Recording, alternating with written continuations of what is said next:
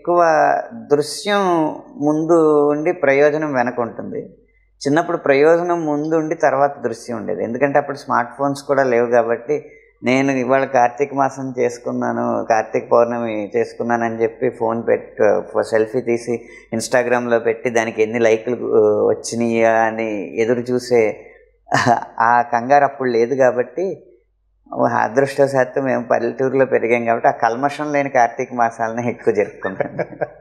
అదీ కాక చేలల్లో నిజంగా శరత్కాలం వెన్నెళ్ళు గోదావరి మీద పడుతూ ఉంటే దాని పరావర్తనం అంటే ఒక నది మీద ముత్యాలు వజ్రాలు అలా పారుతున్నాయి అన్నంతగా ఒక ప్రకృతి దృశ్యం ఉండేది.